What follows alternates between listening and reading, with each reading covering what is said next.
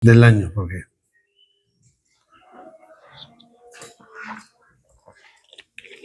el servicio ya empezó hace rato.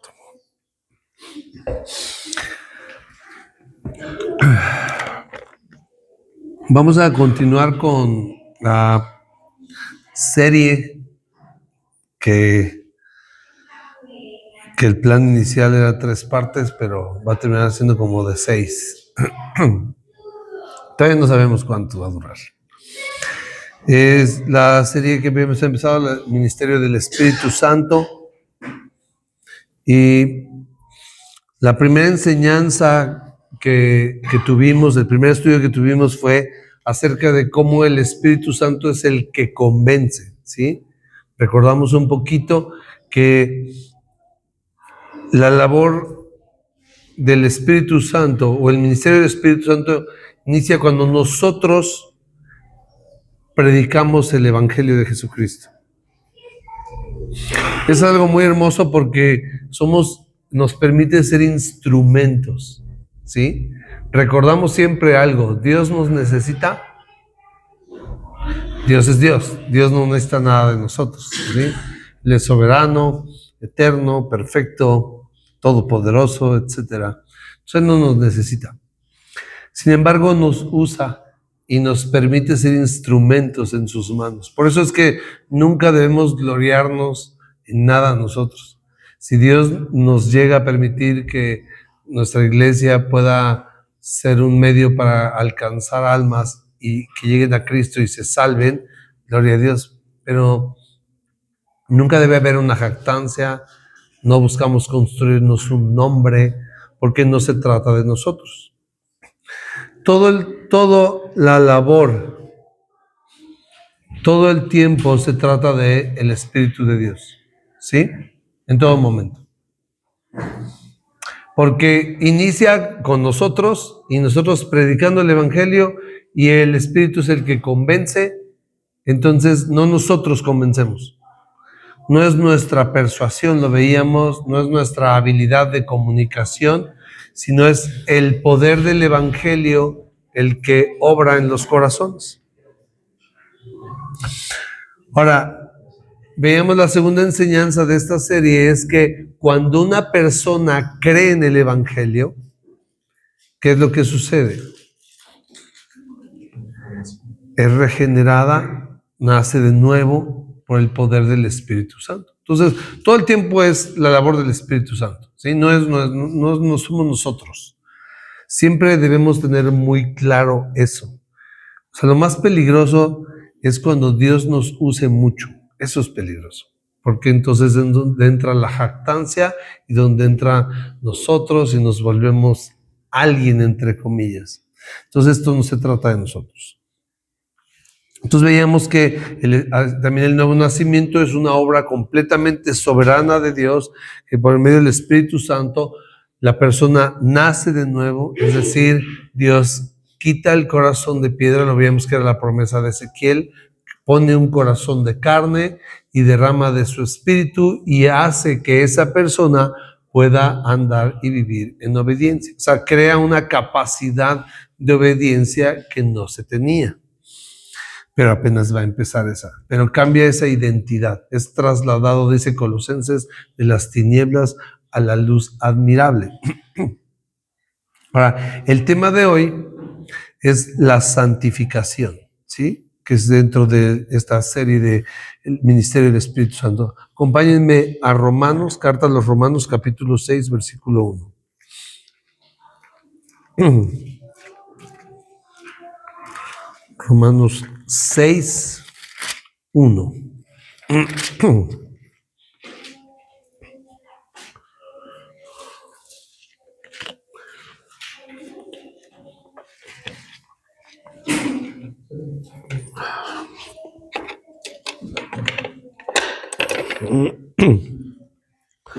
Romanos 6:1, vamos a dar lectura. Dice, ¿qué pues diremos? ¿Perseveraremos en el pecado para que la gracia abunde? En ninguna manera. Porque los que hemos muerto al pecado, ¿cómo viviremos aún en él? ¿O no saben que todos los que hemos sido bautizados en Cristo Jesús, hemos sido bautizados en su muerte? porque somos sepultados juntamente con Él para la muerte por el bautismo, a fin de que como Cristo resucitó de los muertos por la gloria del Padre, así también nosotros andemos en vida nueva. Hasta ahí vamos a leer, vamos a dar gracias. Señor, ponemos este tiempo en tus manos, te rogamos que tú seas el que nos guíe, que seas tú el que nos enseñe, que tu Espíritu Santo traiga convicción de estas cosas, que tu palabra se vuelva viva y eficaz en nosotros y que penetre hasta lo profundo, hasta discernir los pensamientos y las intenciones del corazón, Señor. Que esto pueda marcarnos a todos conforme al propósito en Cristo que tienes para cada quien, Señor. En el nombre de Jesús, amén. Ok, ¿qué entendemos por santificación? ¿Quién dice yo? Ajá, sí. Parecernos más a Jesús. Parecernos más a Jesús, ajá. Sin mancha, ajá, también. O sea, son varias cosas, pero ¿qué más? O sea, si yo les dijera, define en una frase qué es la santificación, ¿cómo lo podríamos definir? Sí, aunque eso sería más la palabra santo, ¿no? O sea, tiene que ver, obviamente. Progresivo. Ajá, es progresivo. Sí, o sea, podríamos definir algo así como es un proceso mediante el cual vamos siendo conformados a imagen de Cristo. Ahora, si es hacernos más santos, o sea, la santificación es el proceso también por lo cual nos vamos haciendo más santos, ¿no? Pero no quiere decir que nos vamos poniendo como más de yeso, más duros, ¿no? Hasta que ya, o sea, tenemos que quitarnos ese concepto, los que todavía lo lleguen a tener, que el santo es conforme al concepto católico, donde santos son algunos, así como que fueron muy buenos en la vida y que ya murieron y ya están en el cielo y que fueron beatificados, etc. Santo es todo aquel que empieza a ser creyente. O sea, cualquier creyente en Cristo que ha nacido de nuevo ya es santo. ¿Sí? Ya es santo. O sea, la Biblia nos llama santos. Entonces no se refiere a algo futuro, no se refiere, por eso tenés esa idea coloquial de decir, te crees muy santo, a alguien que ya es así, que no peca o que no hace nada mal. La Biblia no enseña que un santo sea específicamente eso, sino más bien un santo es alguien que está en ese proceso de santificación, o sea, de depuración, por así decirlo. ¿Sí? Entonces, ¿cuál es el objetivo? Es ser hechos conforme a la imagen de Cristo. Entonces, durante todo ese proceso es un proceso de santificación. Ahora, aquí viene algo interesante. Dentro de lo que vamos a ver del ministerio del Espíritu Santo, por ejemplo, después vamos a estudiar un poco acerca de los dones, acerca de ciertas cosas, pero cuando hablamos del primer estudio que tuvimos, que el Espíritu Santo es el que convence, no nosotros, sino usa el Evangelio, nos usa a nosotros para convencer de pecado, justicia y de juicio, ¿sí? Entonces es una obra del Espíritu Santo, porque el Espíritu Santo es el que va obrando en la persona, trayendo convicción de estas cosas, para que esa persona, como veíamos, o como creemos algunos, esa persona al ser confrontado con su verdad de pecado, se aparta de la luz o va a la luz. Pero es una obra que hace el Espíritu. Ahora, el nuevo nacimiento evidentemente es una obra del Espíritu Santo, no es algo que digan, a ver, ¿y quién quiere nacer de nuevo? Así, pasen acá y aquí y yo me pongo ahora y les toco las cabezas y se caen y les soplo y ya se convulsionan y pasan, o sea, no es nada de eso. Es una obra completamente sobrenatural que no sabemos cómo ocurre, lo que veíamos esa vez. El viento sopla, tú escuchas su sonido, no sabes ni a dónde viene ni a dónde va. Así es todo aquel que ha nacido del Espíritu. Es lo que dice Jesús en Juan 3. Entonces es una obra sobrenatural. No sabemos cómo sucede. Hay gente que de repente llegó a la iglesia con malas intenciones y empezar a leer la Biblia. Yo conocí un testimonio de un cuate que le pidió una ayuda porque él era experto en sonido. Entonces ayudó en una iglesia a poner el sonido y todo. Y de repente su papá, que era miembro de la iglesia, le regaló una Biblia y él era ateo. Su intención era como desestimar a Dios, la Biblia. Y él dice, cuando me di cuenta ya estaba cantando las mismas canciones con las manos alzadas. No me di cuenta. Yo, por ejemplo, sí les puedo decir, yo conozco el momento exacto en que nací de nuevo. Ahora, cada caso es distinto. O sea, no hay una fórmula, no es decir, si es que no ha sido así, no hay una forma. Es una obra soberana del Espíritu Santo. Aquí hay una distinción. La santificación es un proceso que inicia el Espíritu Santo y el Espíritu Santo acompaña, pero el creyente tiene responsabilidad en este proceso. O sea, la santificación no es algo que hace el Espíritu Santo y me va siendo conformado así todo el tiempo hasta que ya me vuelvo yo muy santo. Yo participo activamente. O sea, el Espíritu Santo obra, pero el hombre participa activamente. Y eso es algo que nosotros debemos tener muy claro. Entonces, este estudio lo vamos a ver desde dos ángulos. Desde un aspecto doctrinal, es decir, lo que pasa, lo que hace el Espíritu Santo o la realidad que hace el Espíritu Santo de manera espiritual, digamos, y la parte práctica. Ahora, cuando nosotros vemos la carta a los Romanos, que es una carta maravillosa, es una de esas cartas que tienen que leer muchas veces y estudiar y memorizar y tener es de estas una de ellas. Pablo empieza con los romanos hablando a judíos y a gentiles y los coloca a todos en un estado de condenación. Dice, todos están en pecado, tanto los gentiles como los judíos que han conocido la ley, que han conocido y que han tenido todo de Dios, todos están bajo pecado. ¿Sí? Toda la humanidad está bajo pecado. Y el capítulo 3, después del 20, empieza por cuanto todos pecaron, están destituidos de la gloria de Dios. Antes de eso habla que la ley, el propósito de la ley es mostrar el pecado. ¿Sí? O sea, la ley, lejos de decir es que la ley es para que tú la puedas obedecer y ser perfecto, no, la ley es para mostrarte tu pecado. ¿Sí? En Gálatas Pablo dice que es nuestro ayo. El ayo era un instructor de niños. O sea, es como niño nos lleva a Cristo. ¿Por qué? Porque nos muestra nuestro pecado, la ley. Entonces, por medio de la ley es el conocimiento del pecado. Entonces, lo que Pablo busca hacer en los primeros 3 capítulos y 2.5, digamos, es puntualizar el pecado. Todos, sin distinción. O sea, termina citando los textos. No hay justo ni uno, no hay quien haga el bien, no hay ni siquiera uno, ¿no? Se empieza ahí a describir. Después empieza a hablar, a partir del 3:20 y tantos, empieza a hablar de la justificación. Declarados justos, hemos hablado un poquito de eso. Entonces empieza a hablar de la justificación, capítulo 4, capítulo 5, sigue abordando el tema. Capítulo 6 empieza justamente el proceso de la santificación, que es el efecto, por así decirlo, de la justificación.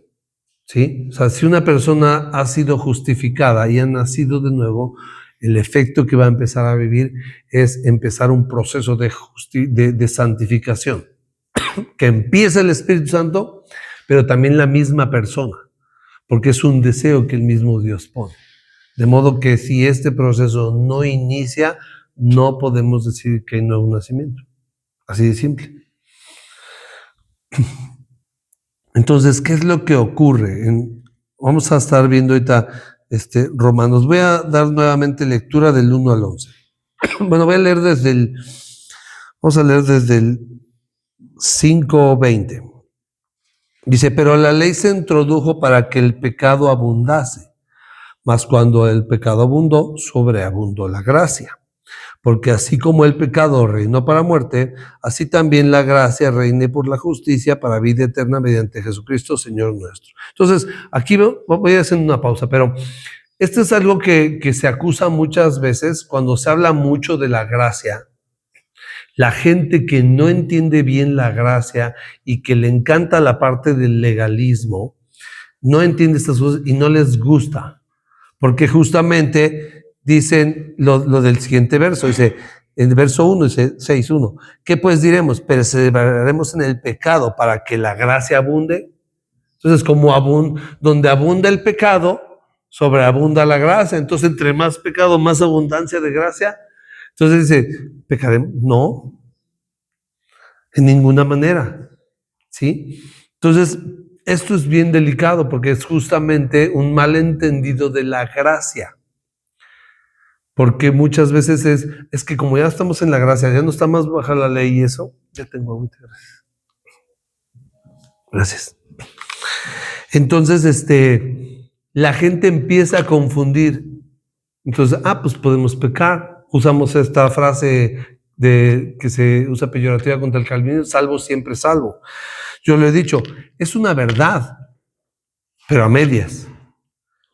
Porque una persona que verdaderamente ha sido salva, ¿va a permanecer salva? Yo creo que sí, mi postura es que sí. Pero la evidencia de que esa persona verdaderamente ha sido salva es que va a perseverar en la santidad. Y va a estar en el proceso de santificación y va a estar avanzando. O sea, el proceso de santificación es que va a ir avanzando en santidad. Una persona que verdaderamente ha sido salva va a ir siendo santo, cada vez más santo. ¿Sí? O sea, si esa persona dice, ya pasaron 5, 10 años y esa persona sigue casi igual que como en el mundo, ¿podríamos decir que ha sido salva? No. ¿Salva de qué? Porque de algo que nos salva es del pecado y del poder del pecado, que es lo que justamente vamos a ver aquí. Entonces, verso 12, en ninguna manera, porque los que hemos muerto al pecado, ¿cómo viviremos aún en él? ¿No saben que todos los que hemos sido bautizados en Cristo Jesús, hemos sido bautizados en su muerte? Porque somos sepultados juntamente con Él para muerte por el bautismo, a fin de que como Cristo resucitó de los muertos por la gloria del Padre, así también nosotros andemos en vida nueva. Entonces, esta es una gran verdad que debemos entender. Nosotros, dice, en Cristo hemos muerto juntamente con Cristo. ¿Cómo sucede eso? Hemos sido condenados juntamente con Cristo en la cruz. O sea, nuestro viejo hombre. Por eso hablamos de un nuevo nacimiento. Porque nuestro viejo hombre, de alguna manera, fue crucificado. Fue muerto juntamente con Cristo. ¿Sí? Ahora, no quiere decir que quedó muerto del todo, ¿no? Porque sabemos que todavía tenemos cosas del viejo hombre. Hay una frase muy curiosa de Lutero, creo que la cité el otro día, se la atribuyen a Lutero, que él decía, yo creí que con las aguas del bautismo el viejo hombre iba a quedar ahí muerto, ¿no? Dice, pero el maldito sabe nadar, ¿no? Entonces, ese viejo hombre trata de apoderarse continuamente, ¿sí? Pero esto es una gran verdad para nosotros, porque nosotros ya fuimos de alguna manera condenados con Cristo. Por eso es que ya no hay condenación. El capítulo 8, versículo 1 empieza así, ya no hay condenación para el que está en Cristo. Ya no puede ser condenado. Más adelante del capítulo 8 dice, ¿quién acusará a los escogidos? Dios es el que justifica. Ya no se puede. O sea, ya no se puede volver a acusar. ¿Por qué? Porque ya fue justificado, ya fue declarado justo. Ya no puede volver a pasar un juicio. Una persona que verdaderamente ha nacido. Entonces, una persona que ha nacido, anda en vida nueva. Es lo que dice aquí el verso.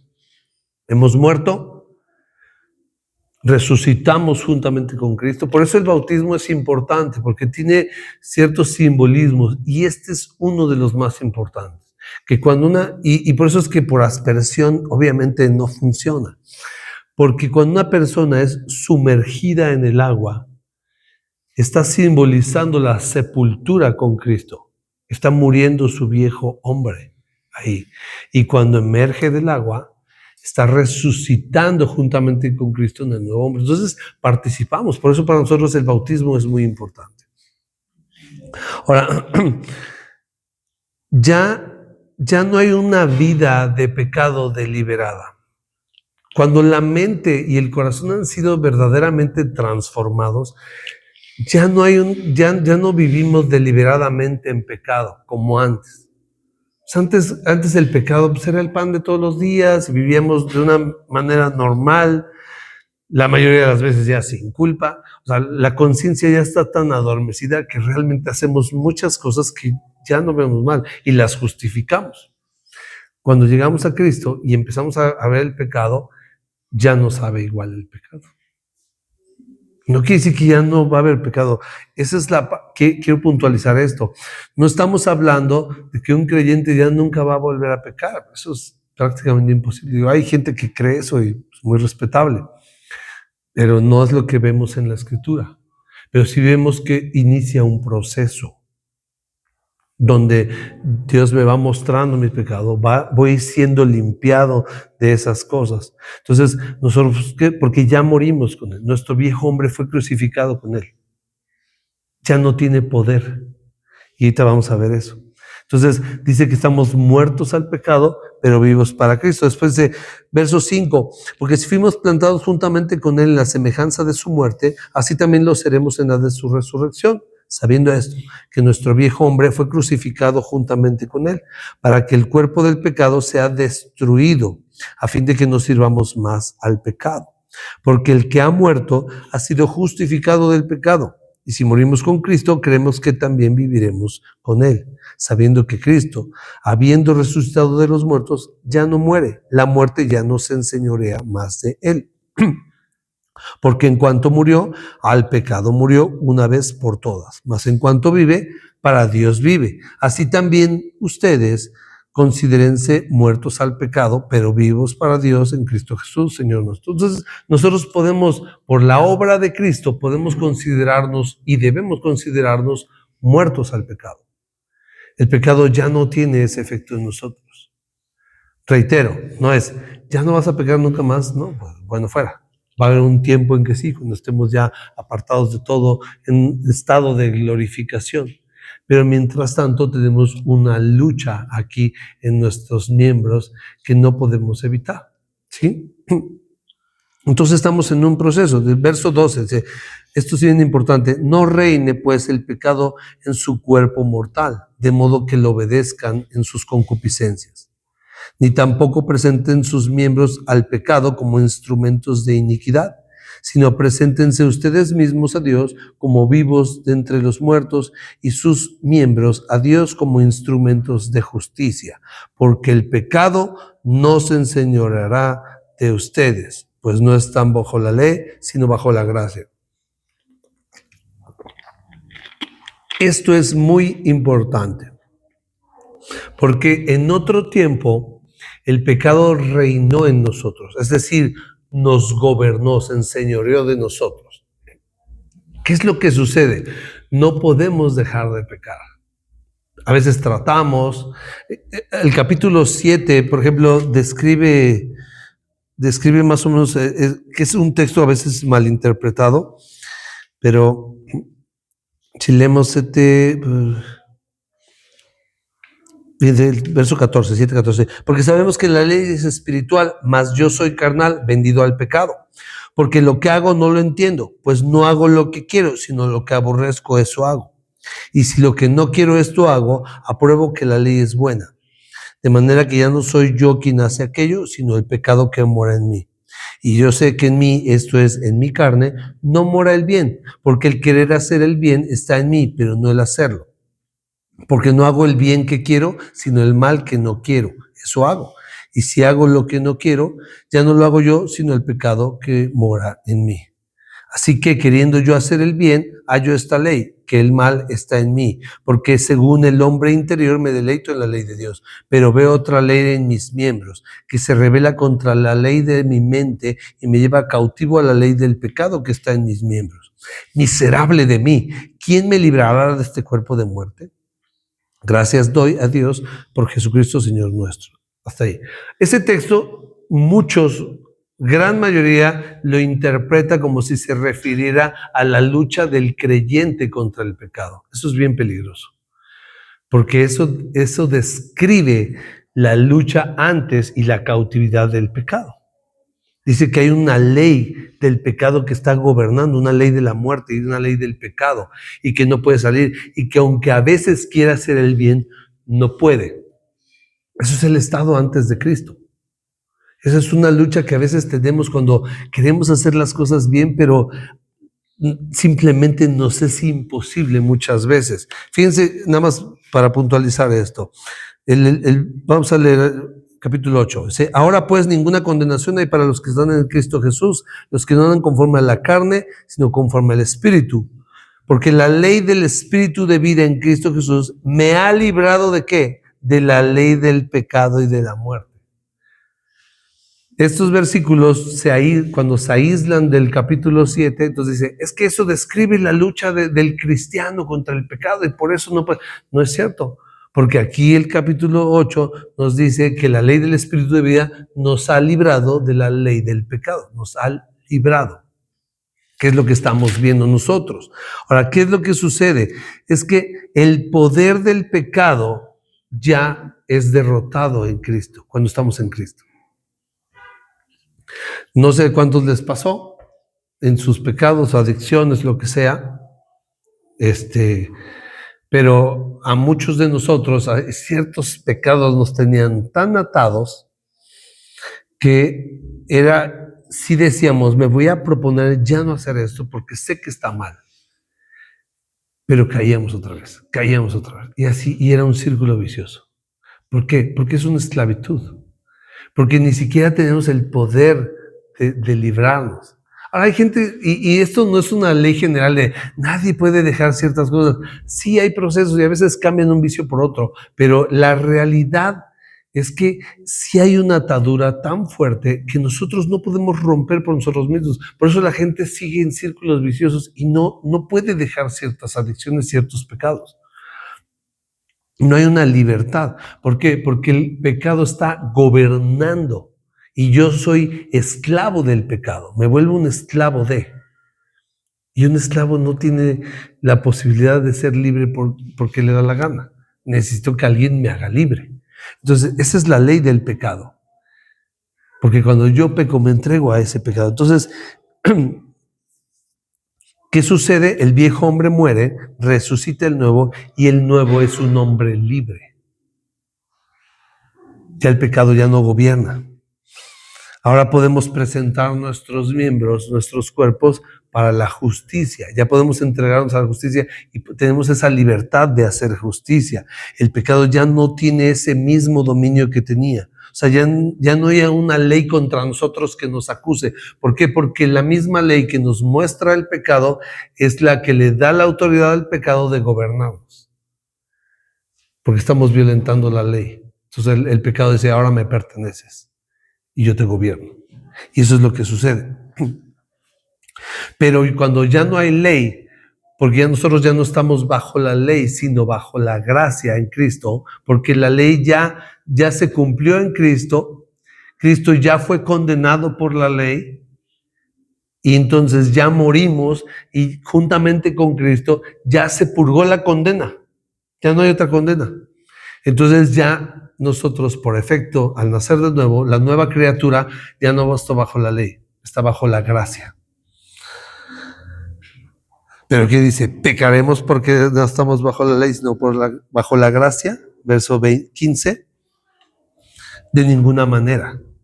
Sí. ¿No saben que si se someten a alguien como esclavos para obedecerle, son esclavos de aquel a quien obedecen? Sea el pecado para muerte o sea la obediencia para justicia. Pero gracias a Dios que aunque eran esclavos del pecado, han obedecido de corazón aquella forma de doctrina a la cual fueron entregados y libertados del pecado. Vinieron a ser siervos de la justicia. Hablo como humano por su humana debilidad, que así como para iniquidad presentaron sus miembros para servir a la inmundicia y a la iniquidad, así ahora para santificación presenten sus miembros para servir a la justicia. Porque cuando eran esclavos del pecado, eran libres acerca de la justicia. Pero ¿qué fruto tenían de aquellas cosas de las cuales ahora se avergüenzan? Porque el fin de ellas es muerte. Mas ahora que han sido libertados del pecado y hechos siervos de Dios, tienen por fruto la santificación y como fin la vida eterna.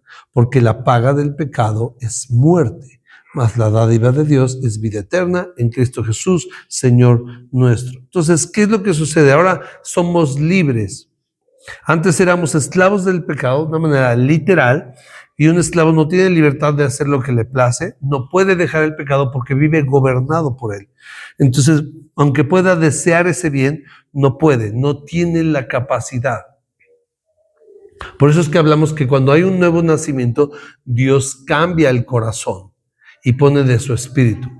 Entonces, ahora recibimos la capacidad de obediencia que antes no teníamos. Por eso es que a veces hay gente que puede estar en la iglesia, no ha nacido de nuevo y puede ser muy acá en muchas cosas superficiales, pero por dentro sigue esclavizada al pecado. Porque no ha hecho libre. Lo único que ha hecho es tratar de contener ciertas cosas. Porque podemos tratar, por eso me gusta mucho el ejemplo del doble A, porque el doble A lo que busca es restringir, pero no cambia el afecto. La gente dice es que, y escucha los testimonios todo el tiempo de, no, y es que perdí todo, y es que me fue todo, hice todo mal, hice cosas perversas, y entonces escuchan esas cosas para que esas cosas les digan, ya ves, si tomas te va a ir así de mal y pierdes todo y te va a pasar esto, esto y esto, ¿no? Entonces, eso es lo que tratan de sembrarle todo el tiempo. Cada reunión van a eso, a escuchar los testimonios terribles de un montón de gente. ¿Para qué? Para que les dé temor. Entonces, eso los mantiene hasta cierto punto restringidos, decir, o sea, sí quiero, sí me gusta, pero no debo porque mira, me pasa todo esto. Pero están así, como amarrados. Pero cuando les logras soltar la correa, ¡pum! Porque no, en realidad no ha sido libre. Sigue siendo esclavo. Lo que pasa es que está restringido. ¿Qué es lo que hace Cristo en nosotros? Nos hace completamente libres, podemos ver, podemos tener acceso y ya no hay un deseo. Y ya no es nada más por las consecuencias, cambió el afecto que teníamos por esas cosas. Hay muchos de nosotros que amábamos ciertos pecados, de los cuales éramos cautivos, y cuando Dios nos hizo libres, los empezamos a aborrecer. Cosas que disfrutábamos en el mundo y decíamos, esto es lo mío, esta es mi forma de vida. Al ser libres en Cristo, ya ¿cómo pude haber hecho esto? Eso es lo que pasa. Hay una libertad, hay un cambio de mente, nuestra conciencia cambia. Entonces, al ser libres, ahora tenemos la capacidad de vivir para Cristo, de obedecerle. Es lo que a veces empezamos a desear. Eso es bien chistoso. A mí me da mucha risa ver mi cambio, mi llegada a Cristo, porque pues de ser un ateo entregado al pecado, así disfrutando el pecado y amando el pecado con todo su ser, de repente una semana después ya estaba yo así esperando que abrieran la iglesia y danzaba y lloraba y entregado y quería yo todas las actividades y todas las cosas que tuvieran que ver con Dios. No sé si les dije ahorita que estudiamos del ayuno, pero me pasó algo muy chistoso cuando llegué a Cristo, porque platicaba con el amigo que me invitó a la iglesia y hablamos del ayuno. ¿Y qué es el ayuno? No, pues es que dejas de comer para Dios. Y así de, ok. O sea, yo no entendía nada, no tenía ni idea, no me explicó nada, no me dijo es para eso. Simplemente un par de palabras y al otro día estuve ayunando todo el día. O sea, ¿por qué? O sea, porque quería más de Dios y todo lo que tuviera etiqueta de esto Dios, yo lo quiero. O sea, ¿por qué? Porque había esa... Ahora, y eso es bien curioso porque es un contraste de un ateo que dice Dios no existe y llega de Dios a de repente hacer esas locuras, ¿no? Y eso es lo que solo Dios puede hacer. O sea, no hay una explicación lógica. Yo no tuve un proceso de varios meses en lo que entendí ciertas cosas y ya me entregué a Dios. No, o sea, para mí, el 15 de agosto de 2010, aproximadamente a las 8 de la noche, conocí a Cristo. Y a partir de ese día, hasta el día de hoy, estoy en este camino. No estaba en una reunión, no hubo luces, simplemente estaba yo solo en mi cuarto y estoy 100% convencido de que Cristo estuvo delante de mí. No lo vi, pero ese momento fue más tangible que este momento, ¿sí? Y la evidencia de ese momento es que hasta el día de hoy aquí estoy. Entonces, no hay una explicación lógica. El nuevo nacimiento no es algo que se pueda explicar de manera lógica. Pero ¿qué sucede? Fui libre de muchos pecados. Y pecados que amaba con todo mi corazón, los empecé a aborrecer con todo mi ser. No todo. Es un proceso, es lo que estamos viendo. Pero, reitero, no quiere decir que no haya pecado, no quiere decir que... No, pero quiere decir que ya no hay un gobierno y ya no hay un deseo. Y el pecado que antes se disfrutaba, ahora aflige. Porque de repente este pecado yo lo hacía y no tenía problema. Y ahora ya lo hago y me hace sentir mal. Ya es el Espíritu Santo contristando. Ahorita vamos a hablar un poquito de eso. Pero, entonces, ¿qué es lo que dice aquí? Antes vivíamos bajo ese gobierno, bajo esa esclavitud, ¿y qué frutos teníamos? Frutos de los cuales, como dice aquí, muchos nos avergonzamos. Hay cosas que jamás vamos a repetir en público muchos de nosotros por la vergüenza que puede ocasionar. Ahora, pero cuando vivimos para Cristo, cuando entregamos nuestra vida a Cristo, ¿qué es lo que sucede? ¿Qué frutos tenemos? Santificación, vida eterna, paz, gozo. Hay muchas cosas que empezamos a disfrutar en el Señor. Entonces, ¿qué es lo que sucede? Ahora presentamos. Por eso mucha gente no entiende, es que ¿cómo te lavaron el coco? Y dices, pues sí, y todo. Me lavaron el coco, me lavaron el corazón y me derramaron de un espíritu nuevo, y eso es lo que hace que actúe así como un loco. Porque para la gente es una locura y se entiende. O sea, yo me veo así a distancia y digo, o sea, justamente me convertí en la persona que me daba miedo convertirme unas horas antes de conocer al Señor.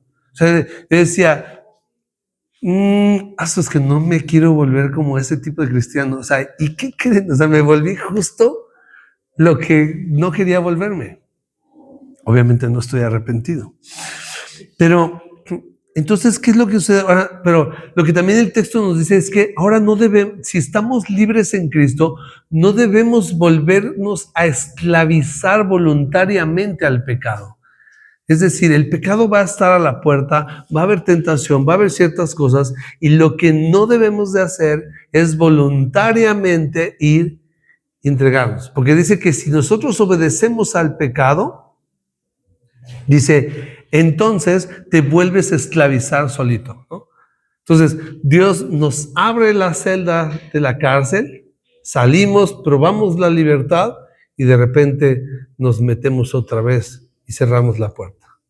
Es lo más tonto, pero lo hacemos a veces. O sea, nosotros no debemos obedecer más al pecado. El pecado va a estar ahí siempre, las tentaciones van a estar ahí siempre, va a haber seducción siempre.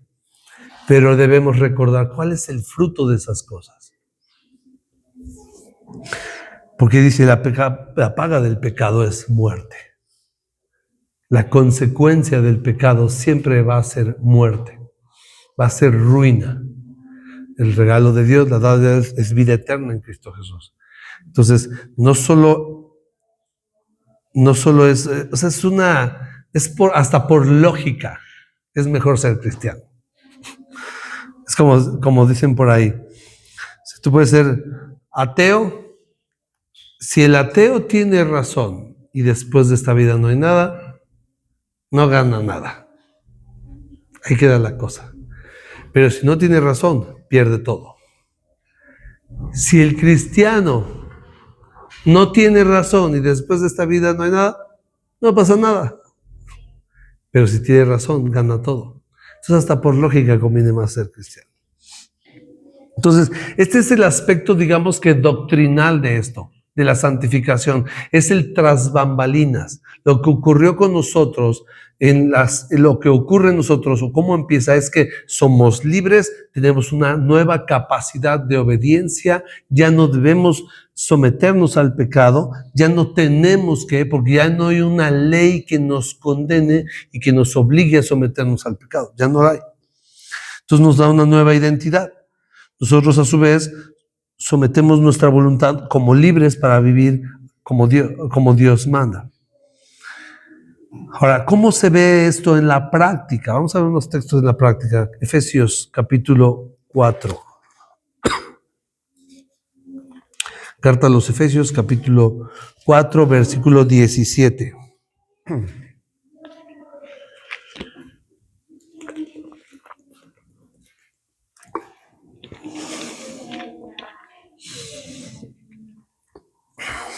Vimos la teoría, vimos la doctrina.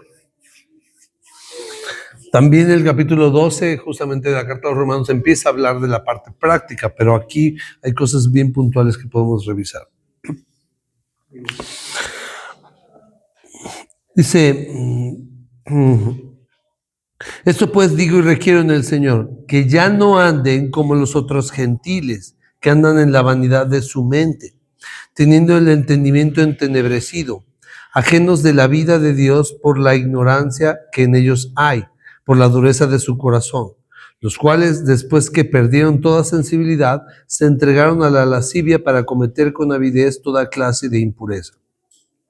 Mas ustedes no han aprendido así a Cristo, si en verdad le han oído y han sido por él enseñados, conforme a la verdad que está en Jesús.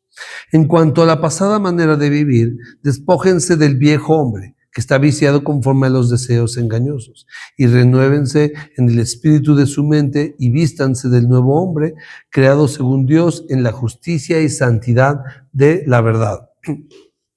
Entonces Pablo dice que si en verdad hemos aprendido de Cristo, ya no vivimos igual. Es decir, que si al ser cristiano no se ve una diferencia en mí, en un antes y un después, entonces no hay un cristianismo. No he conocido a Cristo ni he sido por él enseñado. Un predicador famoso pone un ejemplo muy drástico. Dice, es que imagínate que tú vas caminando, te estampa un tráiler y te paras como si nada y te vas. ¿Sucede eso? No, ¿verdad? Si tú vas caminando, te estampa un tráiler, pues ahí quedas. Dice, ¿cómo podemos pensar que si te estampa Cristo, como dice, te levantes de la misma manera? No se puede. Entonces, cuando hablamos de que una persona ha nacido de nuevo, ha verdaderamente conocido a Cristo, ha habido un cambio en su vida. Tiene que haber un cambio, porque si no hay ese cambio, no ha conocido a Cristo. Por eso cuando la gente acusa, es que yo conozco y son cristianos, pero hacen esto y esto y esto, pues no son cristianos. Así de simple. Sí podemos juzgar esa parte. ¿Por qué? Porque la Biblia es muy clara respecto a eso. Porque también tenemos que aprender a santificar el nombre de Cristo. Porque no puede ser que alguien tenga un encuentro con Cristo y siga viviendo de la misma manera. No se puede. No es bíblico en ningún lado. Entonces tiene que haber una diferencia. O sea, porque un creyente, un nuevo creyente que ha nacido de nuevo, comienza ese proceso de santificación. No es inmediato, ¿sí? Es un proceso. Por eso también estudiamos hace unas semanas, o sea, que el proceso del creyente, o sea, que el que comenzó la buena obra la va a perfeccionar y ese dura toda la vida. Y nosotros debemos aprender a ser pacientes con los demás, con nuestros hermanos, a no estar detrás de nadie, a no estar juzgando, no estar señalando. Pero si hay pecado deliberado, si hay vida pecaminosa deliberada, entonces sí, es llamar al arrepentimiento y llevar a Cristo.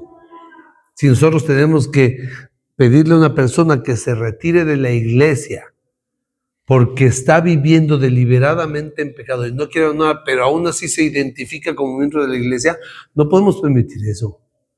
Porque tenemos que santificar el nombre de Cristo. Por eso la gente dice, el nombre de Cristo es vituperado por los de afuera. Dice, es que ese es bien así, así, así, así.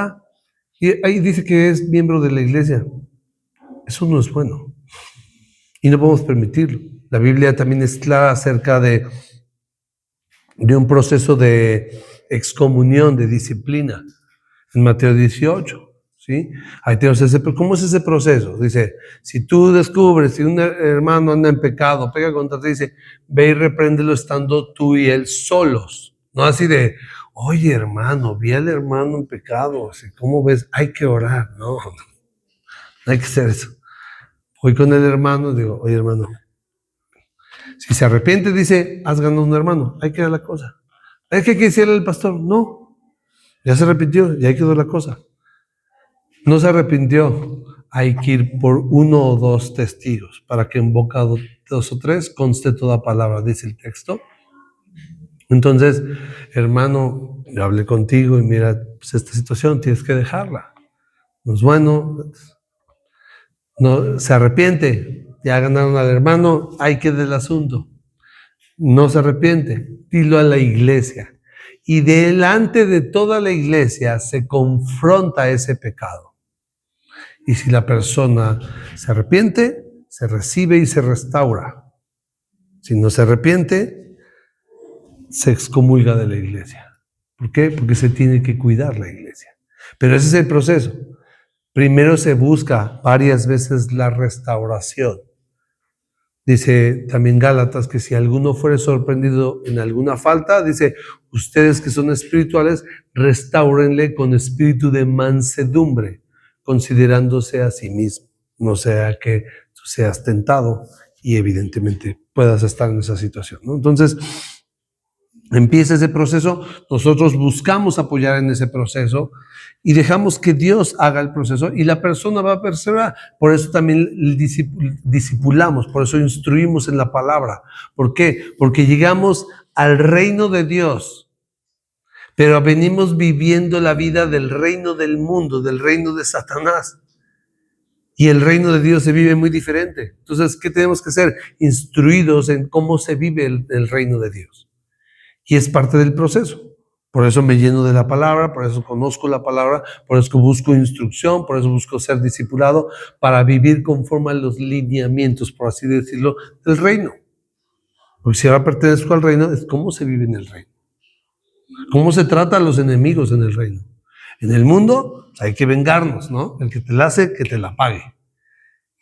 Pero en el reino pones la otra mejilla. En el reino oras por tus enemigos, los bendices. El que te trata mal, le bendices y oras por él y no se lo tomas en cuenta. Entonces la vida del reino requiere instrucción y es por medio de su palabra. Entonces estamos en un proceso donde vamos siendo depurados. Como vemos, no nos corresponde ser jueces, ni estar señalando, ni estar de supervisores espirituales. Nos corresponde ser apoyos. Entonces ese nuevo creyente empieza esa lucha por despojarse del viejo hombre, que es lo que todos todavía tenemos de una mayor medida. O no sé si solo yo, pero yo todavía tengo ciertas cosas, ciertas formas del viejo hombre que todavía no logro, así pegándole y decir, déjame, así, ya no soy ese. Y es una parte de la lucha. Y dice, por eso dice Pablo, despójense del viejo hombre y vístanse del nuevo. El nuevo hombre que tiene la capacidad de obediencia, que vive conforme a Cristo, que es conforme a la imagen de Cristo. Entonces nosotros tenemos esa libertad, lo que veíamos hace un momento, somos libres para hacer eso. Antes no. Sin Cristo estamos esclavizados y el viejo hombre nos tenía bien abrazadito. Es decir, no te puedes decir. Pero ahora sí lo tenemos a un lado, acosándonos, pero ya no nos tiene sometidos. Ahora lo tenemos a un lado así tratando de que sigamos adoptando sus viejos vicios. Entonces nosotros nos vamos llenando de Cristo cada vez y despojándonos de Él. Pero tenemos que aprender a identificar al viejo hombre. Porque a veces cometemos el terrible error de justificar al viejo hombre. ¿Cómo lo hacemos? Diciendo cosas como, es que así soy yo. Así es el viejo hombre, el que tiene que morir, del que tienes que despojarte. Entonces esto ya no es justificación para nadie. Pero es que esta es mi forma de ser. Pues sí, es la forma de ser del viejo hombre. El que es en Cristo ya no debe ser así. Entonces por eso dice que nos vamos despojando. Entonces, ¿qué vicios y qué formas tenemos nosotros a veces que tenemos que estar echando a un lado? ¿Y cómo lo hacemos? Dependiendo de Cristo, llenándonos de la palabra de Cristo, presentando nuestras vidas como instrumento de justicia. ¿Lo vamos a encontrar en TikTok? Generalmente no. ¿Lo vamos a encontrar en las redes sociales? Generalmente no. En su palabra sí lo podemos encontrar. El problema es que a veces no nos estamos llenando de lo que tendríamos que estarnos llenando. Por eso estas generaciones no hay tanta santidad, porque no nos llenamos de lo que nos tenemos que llenar. Colosenses dice, la palabra de Cristo mora en abundancia. Esa palabra debería morar en abundancia en nosotros. Entonces, si nosotros nos llenamos de las cosas de este mundo, a veces seguimos justamente Pablo, ya en el paralelo de esto, que podemos decir, cuando lo lleva a la práctica, muchas veces las cartas paulinas las van a ver así. Empieza hablando del evangelio, habla doctrina y después llega a un punto en que empieza a aplicarlo a la vida práctica. Así son las cartas. En el capítulo 12 empieza, les ruego por las misericordias de Dios que presenten sus cuerpos en sacrificio vivo, santo y agradable a Dios, que es su culto racional. Es decir, si ustedes entienden todas estas cosas, todo lo que tiene que ver con Cristo, lo más racional es entregar sus cuerpos en sacrificio vivo, santo y agradable a Él. Y después dice, no se conformen a este siglo o a este mundo, sino transfórmense en la renovación de su entendimiento para que comprueben la buena voluntad de Dios, agradable y perfecta. ¿Qué es lo que hacemos muchas veces en este tiempo? Conformarnos a este mundo. ¿Cómo hay que educar a los hijos? La psicología moderna, ya, o los terapeutas, o los estos, o los otros, dicen, los estudios dicen que... ¿Está funcionando? No. Pero adoptamos. Y el cristiano está adoptando muchas formas de este mundo. Eso, o sea, no hablo de los de afuera, porque pues es normal. Hablo de la misma iglesia, empieza a adoptar formas. Empezamos a imitar a la gente del mundo, ¿no? Tenemos los influencers, pecadores, impíos, y a veces los estamos imitando nosotros a ellos. Eso no está bien. Nosotros debemos imitar lo que vemos aquí en la palabra, no lo que vemos afuera del mundo. Porque dice, no nos conformemos al mundo. ¿Cómo debemos conformarnos a quién? A Cristo. Y no lo vamos a ver ahí. Lo vamos a ver en la palabra. Entonces, ¿cómo se hace? Practicando la justicia. Y esto es la parte que por eso quise añadir Efesios, porque trae algo muy práctico. Versículo 25. ¿Dónde estamos?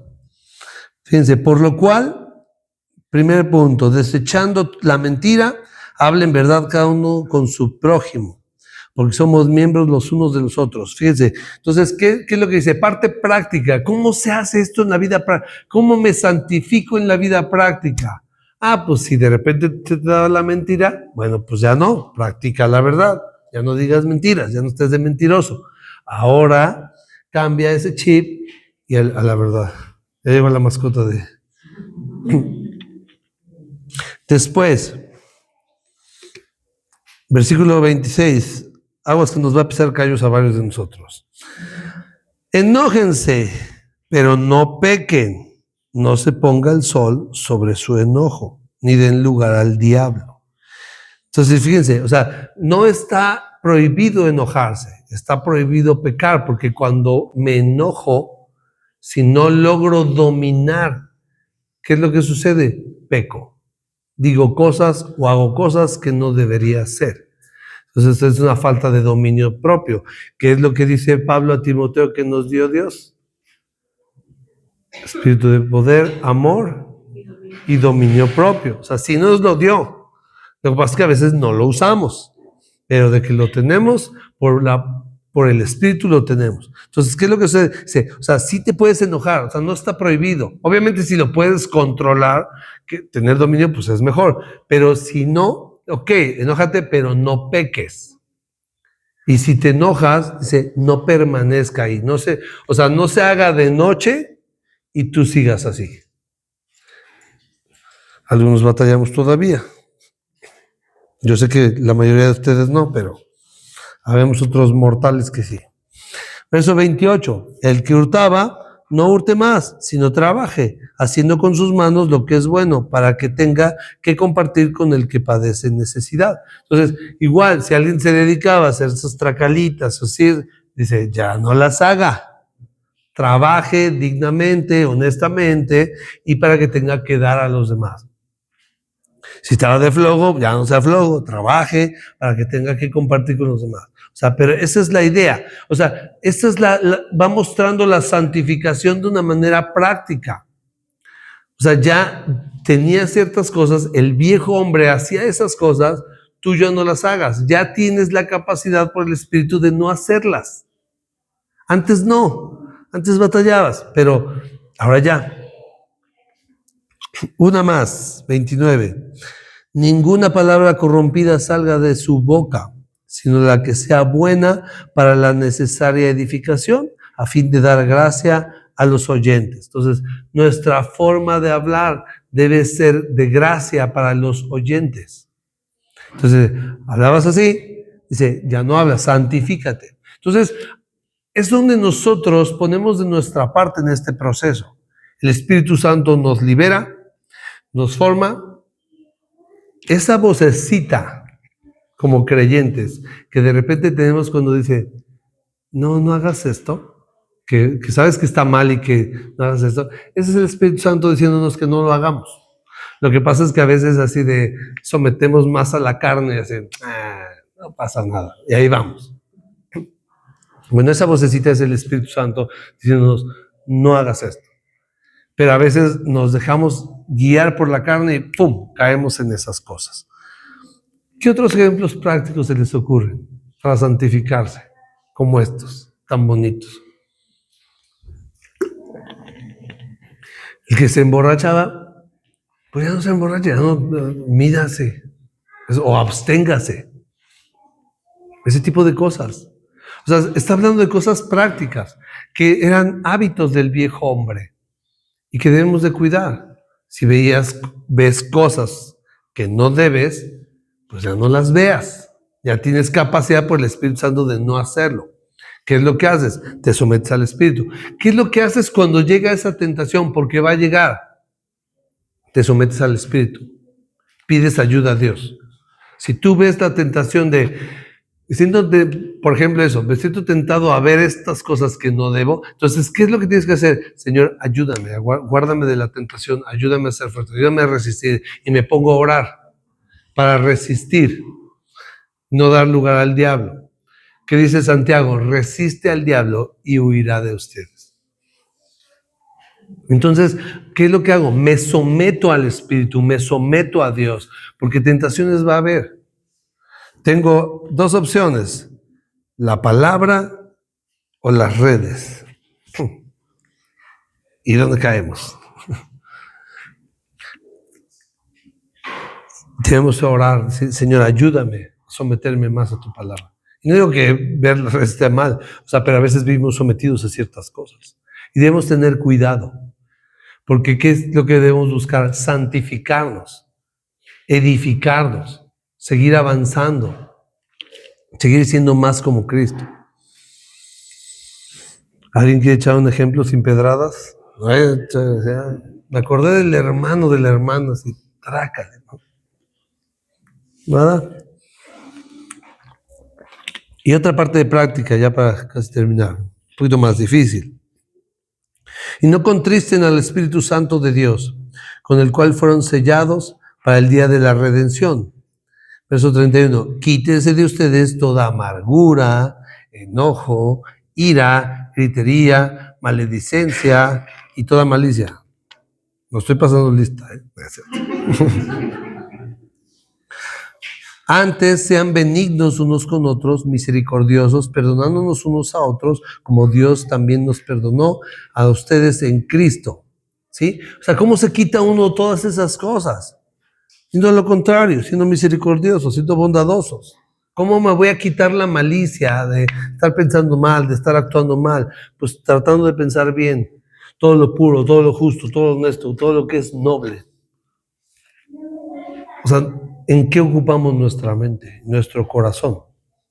Entonces, hay cosas que todavía están ahí en nosotros. Repito, tal vez algunos de ustedes ya no, ya están en otro nivel ahí. Los mortales comunes como yo, todavía estamos luchando con ciertas cosas, despojándonos todavía de ciertos vicios del viejo hombre, pero no entregados a él. Pero entonces hay de estas cosas que tienen que ver con nuestro carácter, con nuestro interior, que debemos aprender a controlar y a dominar y a someter, sobre todo, ¿sí? Porque, por ejemplo, el enojo, o sea, somos bien curiosos porque siempre echamos la culpa a los demás, ¿no? O sea, es que me hiciste enojar, me hicieron enojar. Así de, pues el que tú enojaste fuiste tú. Pero es falta de control, falta de dominio propio. Porque cualquier cosa, siempre va a haber ciertas cosas a todo nuestro alrededor que nos van a hacer enojarnos, pero es nuestra decisión y nuestra falta de control que se deja dominar. Ese es el problema. ¿Y qué es lo que nos dice la palabra? No se ponga, no peques, no te sometas a esas cosas. ¿Cómo controlas el enojo? Orando. Cuando pasa algo así, Señor, dame paciencia, dame paciencia. Así y rogando a Dios, así de, ¿qué haces? Así estoy orando a Dios porque estoy a punto de convulsionar, ¿no? O sea, pero es una buena forma. O sea, cuando nosotros tenemos una situación que nos puede sacar de control, orar en ese momento es lo mejor que podemos hacer. Porque estamos tratando de someter y es algo que agrada a Dios y el Espíritu Santo nos va a ayudar. Señor, ayúdame, por favor, así, ayúdame. O sea, de verdad. ¿Por qué? Porque así nos pasa. O sea, vamos en la calle, vamos manejando, se atraviesa un loco y así de...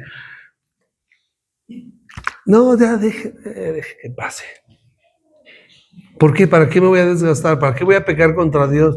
Y voy a decir cosas que no debería. Y al rato iba por ahí el hermano a saludar así de, qué boquita, hermano, ¿no? Es control. Esa es la parte práctica. Hemos sido liberados de esas cosas. Ya no estamos como antes obligados por el pecado a reaccionar. Ahora en Cristo somos libres para no reaccionar. Y eso es justamente el despojarnos de ese viejo hombre iracundo, gritón o enojón o lo que sea, como dice acá. O sea, tenemos que irlo sometiendo. No que Él nos siga sometiendo, porque a veces el viejo hombre nos sigue sometiendo hasta el día de hoy. Y eso no está bien. Eso no habla bien de nosotros, no habla de un buen cristianismo. Es que ya no fumo y no tomo.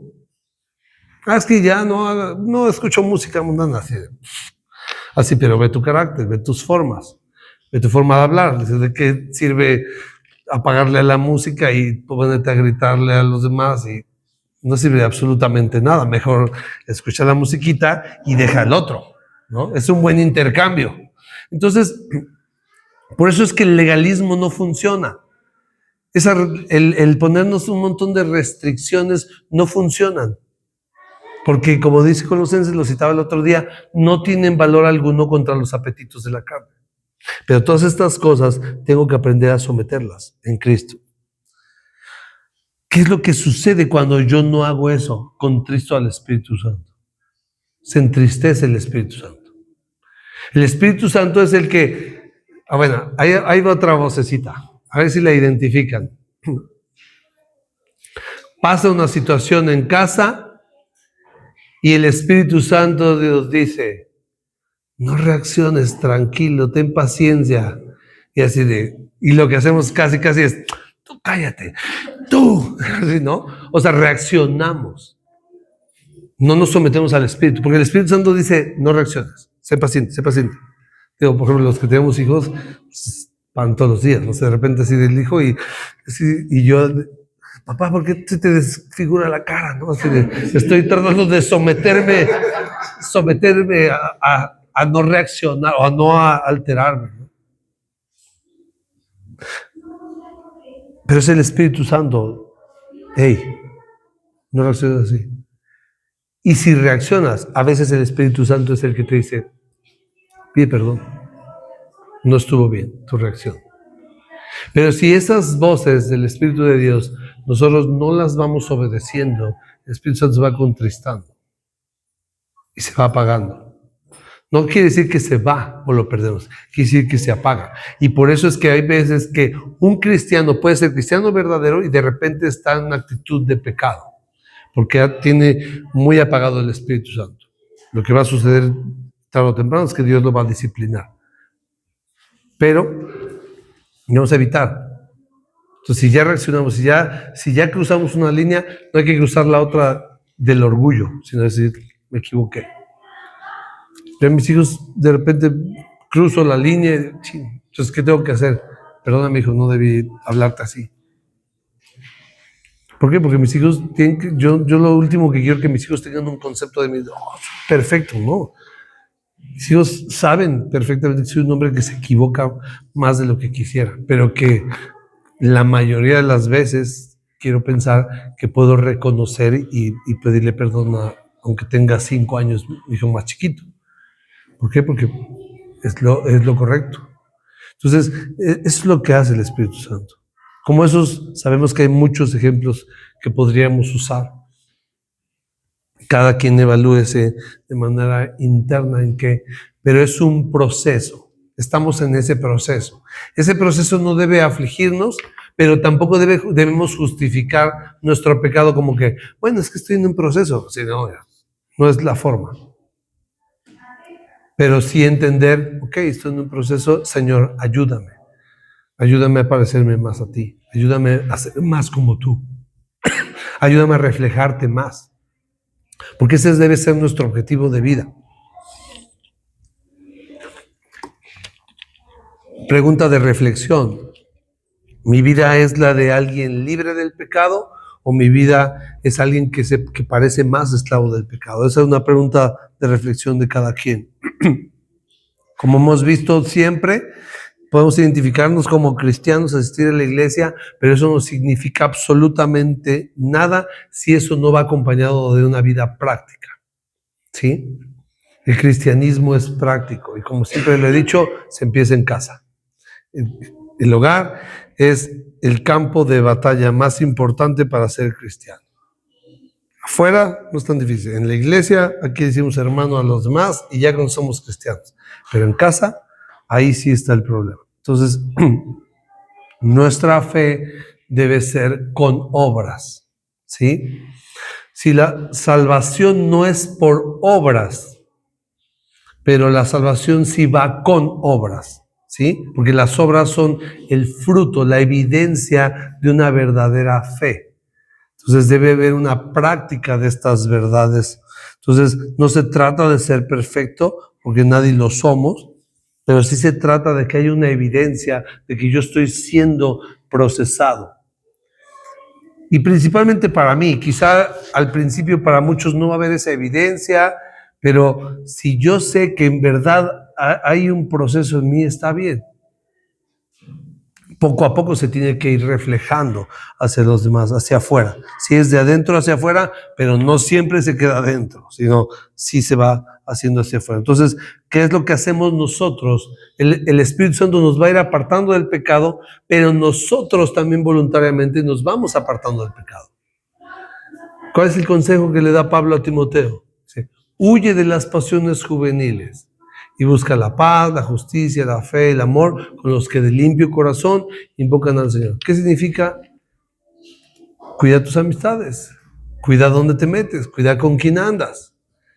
O sea, ¿qué buscamos? O sea, si realmente tenemos un deseo genuino de parecernos a Cristo, entonces tenemos que rodearnos de gente que se parezca a Cristo. No quiere decir, ya no me llevo con mucha gente, no. También tenemos que predicarles, tenemos que ser luz. No se trata de aislarnos, pero se trata de cuidar lo que hacemos y la forma en que vivimos. Ese es el punto. Entonces estamos en una lucha peleando contra despojarnos con el viejo hombre y vestirnos de nuevo. Y es una lucha que nos va a durar prácticamente toda la vida. Pero entre más tiempo avancemos, más sometido se debe ver que tenemos al viejo hombre. Porque si pasan 10, 5 años, 15 y el viejo hombre sigue reluciente, bueno, hay un problema. Entonces, conclusión, hemos sido libres del poder del pecado. Ya no nos va a gobernar y ya no debemos someternos a él. Ahora debemos presentar nuestros miembros, nuestros cuerpos a Dios para servir a la justicia. Y debemos vivir santificándonos de manera práctica, en dependencia del Espíritu Santo, sometiendo nuestra voluntad a Él para no contristarlo. ¿Ven? Vamos a orar. Amado Dios, te damos gracias por la enseñanza que tenemos de tu palabra. Ayúdanos a perseverar en santidad, Señor. Ayúdanos a que podamos avanzar en parecernos cada día más a ti. Guárdanos de parecernos al mundo, de seguir las formas de este mundo, las corrientes de este mundo y irnos pareciendo más al mundo. Ayúdanos a evaluarnos a cada quien a la luz de tu palabra para ver si estamos pareciéndonos más a ti o más al mundo y que podamos rectificar si nos parecemos más al mundo. Si estamos adoptando sus formas, sus ideas, sus filosofías. Ayúdanos a que sea tu palabra en nosotros la que nos gobierne, Señor. Ayúdanos a caminar en santidad, buscando parecernos cada día más a ti, Señor. Guíanos conforme a tu verdad. Y te ruego que esta palabra quede grabada en nuestros corazones, no solo en este momento, sino en todos estos días, y que podamos llevarlo a la práctica. Gracias te damos. En el nombre de Cristo Jesús. Amén.